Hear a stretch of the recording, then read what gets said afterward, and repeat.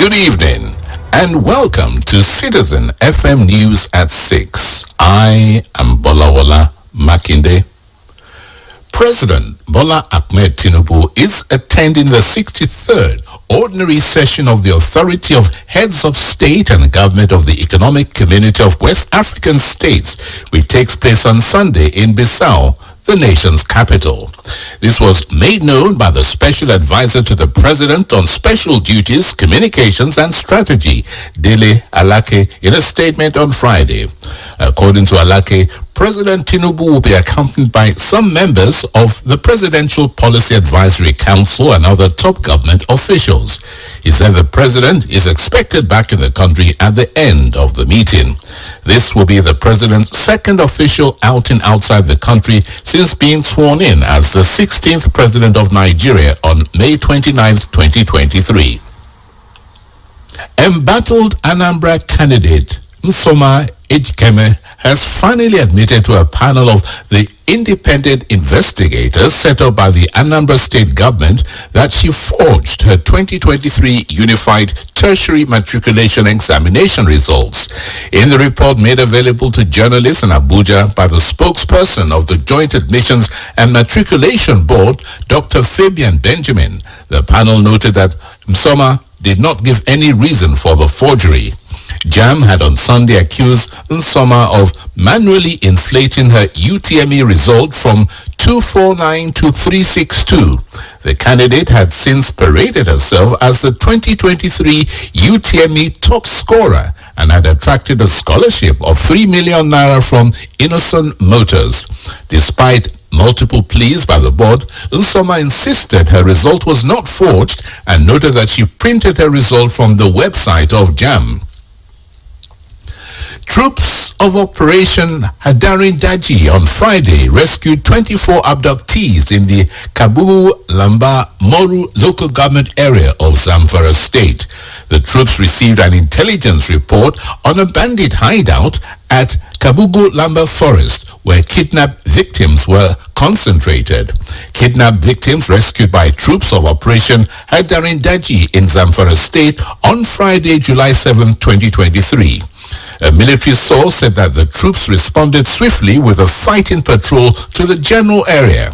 However, on reaching the location, heavy gunfire occurred for hours between the bandits and the Nigerian army troops, and due to the troops' superior firepower, the armed bandits fled, abandoning the victims in some isolated buildings. In the encounter, the troops successfully rescued 24 kidnapped victims and neutralized 4 armed bandits while others fled with several gunshot wounds. The police on Friday busted a gang of gunmen attempting to enforce an illegal sit-at-home in Enugu in the early hours of the day. This was disclosed by the police public relations officer of the command, DSP Daniel Ndukwe, in a statement he issued in Enugu on Friday evening. Ndukwe disclosed that a further manhunt by a combined team of tactical police operatives of the command after an early morning clash with the gunmen led to the recovery of the lifeless bodies of 4 of the male hoodlums in a forest at Alkonoa, Enugu, where they escaped into. It is recalled that police had earlier on Friday reported that the operatives of the command intercepted the criminals at One-Day Okinawa, Enugu, as they attempted to snatch an Enugu State Transport Company Entraco branded Sharon minivan from its driver at gunpoint for their operation. They had, however, engaged the operatives in a gun duel, but escaped with varying degrees of fatal gunshot wounds due to the superior firepower of the operatives, leaving behind one AK-47 rifle with a magazine loaded with 19 live ammunition of 7.62 calibers, 2 bottles of petrol bombs, and other incriminating exhibits. Over 50 students of the Enugu State University of Science and Technology have been arrested by men of the State Police Command. Donatus Okoliewa, who was president of the Students' Union government of the institution disclosed this on Saturday. It said the students were picked up by the anti-cult squad on Friday evening at the university campus. Okoliewa, who described the arrest of the students as detestable and condemnable, appealed to Governor Peter Mbah to wade into the matter to enable the affected students regain their freedom. In foreign news, 2 Saudi women sentenced to decades in prison over social media use have been held arbitrarily and should be released, according to United Nations expert findings. The lengthy jail terms handed down last year to Salma al-Shehab and Nora al-Katani, primarily over Twitter posts criticizing the government, have heightened global scrutiny of repression under Crown Prince Mohammed bin Salman, who is trying to rebrand the Gulf Kingdom as open for business and tourism.